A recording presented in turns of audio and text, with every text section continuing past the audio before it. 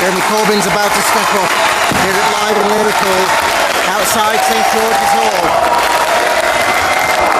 Thank you. And there he is. There he is now.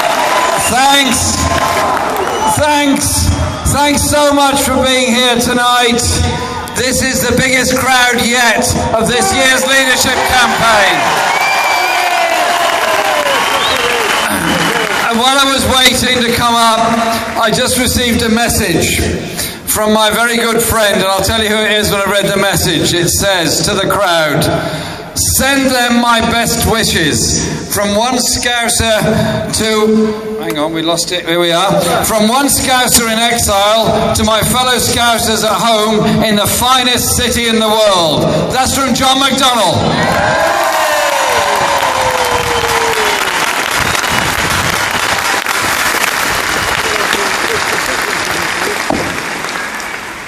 Thanks for being here. This is a campaign about, at one level, the leadership of the Labour Party, but it's also a campaign about the way we do politics in our society. Is it to be the politics of an elite decided between an elite and the media elites in this country, or is it to be a politics of people expressing their views, their hopes, their aspirations for this generation and the next generation?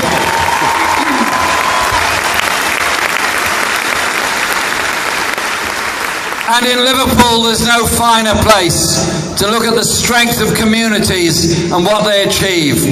The first time I ever spoke here in Liverpool was in the 1980s during the miners' strike. Then we had rallies here in St George's Hall. Then I was here with the dockers during the heroic struggle they put forward.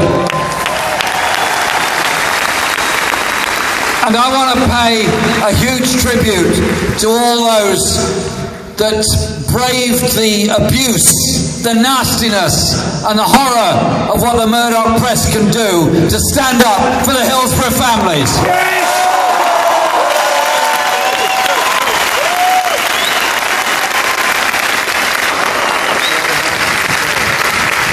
And I'm really proud of the work that a lot of people did on that.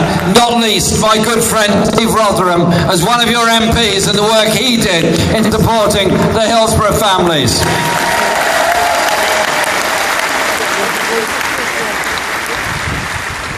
Now, Liverpool is a city of culture in every way. It's given so much music to the world, given so much hope to the world. But my favourite is actually the Liverpool poets and the great man Roger McGough. Can I give you a quote from Roger McGough? Is that all right?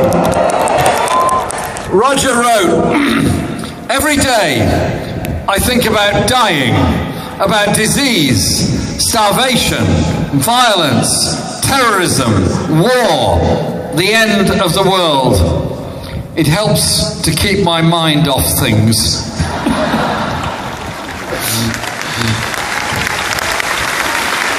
That brilliant humour, that brilliant wit is what this city is all about. But it's also about determination to live in a different world, a better society where the poor are not consigned to the gutter and forgotten, but everyone is included and cared for. But modern Tory Britain isn't like that at all. Today, we've just heard there's yet more job losses at Camel Laird's, despite them getting a very big order, laying off another 98. Tonight, we send our support to the GMB Union, doing their best to defend those jobs.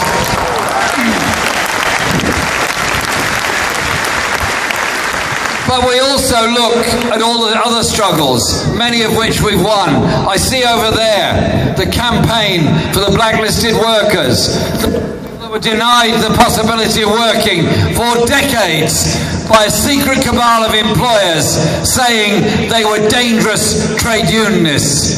Well, things have changed. We won that campaign. We won it not because of the support of the national media, but the support of ordinary people who stood up for those who speak up to defend them. So well done to that campaign.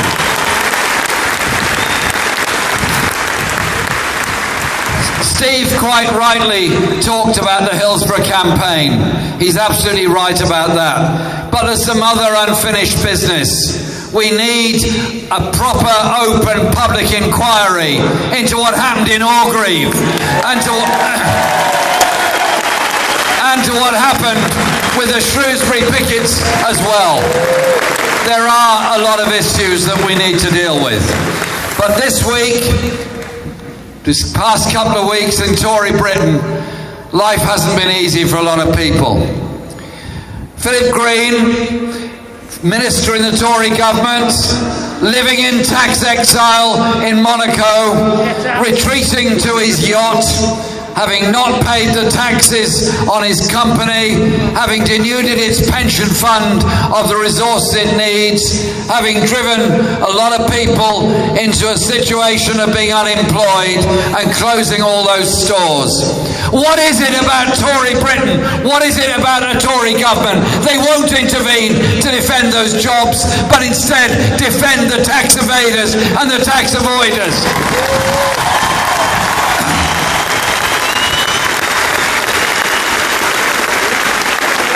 And then you look at Lloyds Bank, profits gone up 101% in 1 year to over 2.5 billion.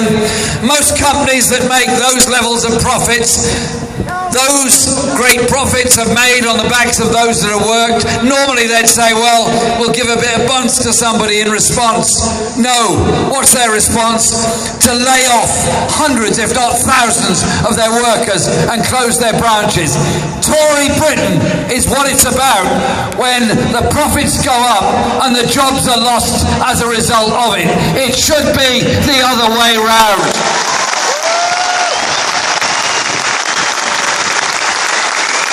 And then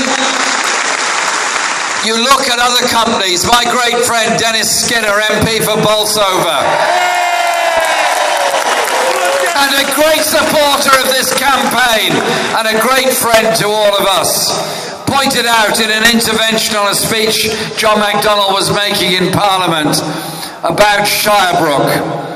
Dennis worked there as a miner in the 1970s. There was then pay, decent pay. There was a full union membership. There was a community around the pit. There was a strength, there was a confidence about that community. Thatcher came along, the Tories came along, they were frightened of the power of the union, they were frightened of the power of industrial workers, so not caring a fig about the energy needs of this country, instead destroyed the mining industry as an act of political vandalism, as they did the same to so many other industries.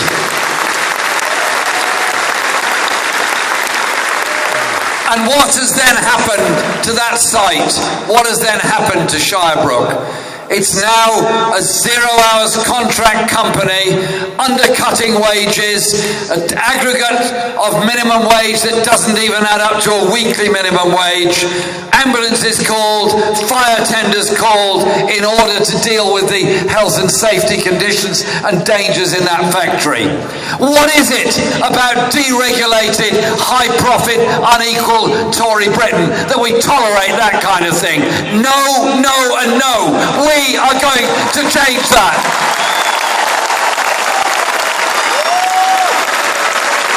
So we're not going to allow them to blame the grossly exploited workers, be they people that live down the road or migrant workers that have made their homes here.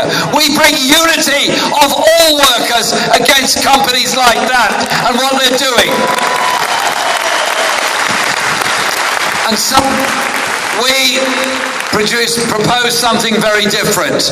Workplace 2020, a policy we're developing which will require companies with more than 250 employees to negotiate with representative trade unions on wages and conditions. We will repeal the Trade Union Act. We will end the indignity of tribunal fees.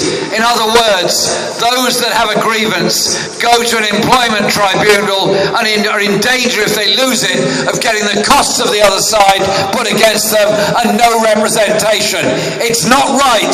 Access to justice should not be based on the depth of your pocket.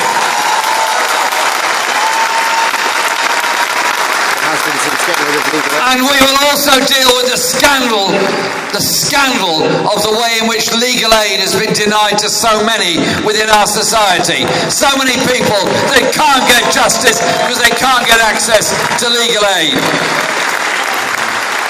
And agency workers, whoever they are, whatever they're doing, deserve the same rights as everybody else in work. We have this culture of exploitation and ignorance. So we do a lot more. We want to do a lot more on employment rights and justice within our society, because that is the basis of the inequality that exists all across modern Britain. Inequality of health is one of the worst issues facing this country. In this city, the life expectancy is the biggest gap between the richest and poorest areas of this city of any city in Britain. It's 10 years. If you live in the poor area, you live 10 years less than living in the rich area. The overall average for this city is 4 years less than the national average. Is that because doctors in Liverpool don't work as hard as those elsewhere? Is it because the nurses aren't as good as elsewhere? No and no. It's all about poverty. It's all about bad housing. It's all about inequality. Those are the issues that bring about ill health.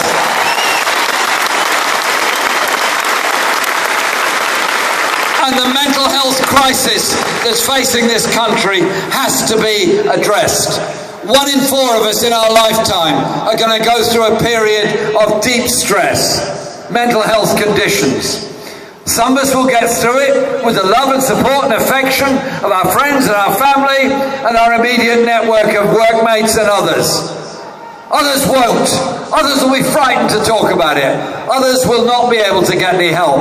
And sadly, some take their own lives as a result of that. We can do 2 things. One is change the mood music on how we deal with the issue of mental health. Reach out and support, don't condemn.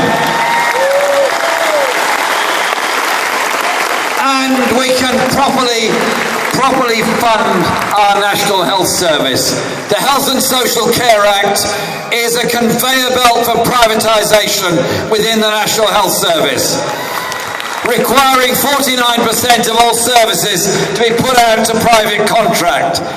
Not right, not necessary, and designed to